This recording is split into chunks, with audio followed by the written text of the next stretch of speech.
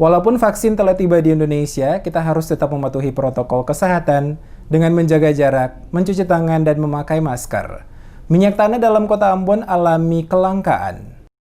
Sejak 30 Desember 2020 hingga Senin 4 Januari 2021, minyak tanah masih langka di sejumlah kawasan dalam kota Ambon, seperti di belakang Soya, Batu Merah, Kebun Cengkeh, Wayame, dan sejumlah lokasi pangkalan minyak tanah lainnya. Terlihat juga masyarakat mengantri minyak tanah dengan membawa cerigen. Sejumlah warga yang berhasil ditemui dan diminta komentarnya mengatakan telah berkeliling di sejumlah tempat yang biasanya menjual minyak tanah, namun selalu habis.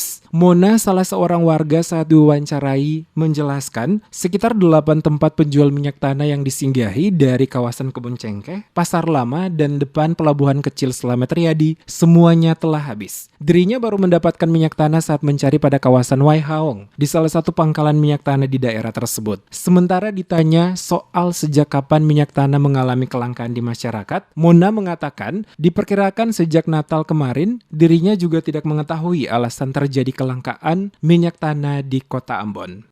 Berapa tanpa mencari? 8 kap. Berapa di WHO ini, Pak?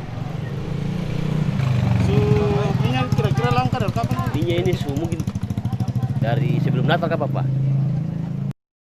Sementara itu, salah seorang penjual minyak tanah di kawasan pelabuhan kecil Haji Dol saat diwawancarai mengenai stok minyak tanah yang biasanya didapatkan dari agen Pertamina menjelaskan, sejak tanggal 30 Desember 2020, stok minyak tanah mengalami kelangkaan. Dirinya mengaku 10 drum yang didapatkan dari agen pada pagi hari telah dijual habis kepada warga yang datang mengantre untuk mengambil saat selesai pengisian oleh mobil. Dan dirinya juga tidak mengetahui penyebab kelangkaan minyak tanah ini terjadi dari pihak Pertamina karena minyak yang dijual oleh mereka didapatkan dari para agen.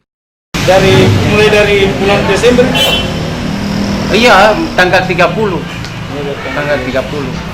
Berapa drum biasanya, Pak? Semuanya 10 dari saja. Sudah habis. Ya, habis. Orang masyarakat banyak jadi karton juga masih habis.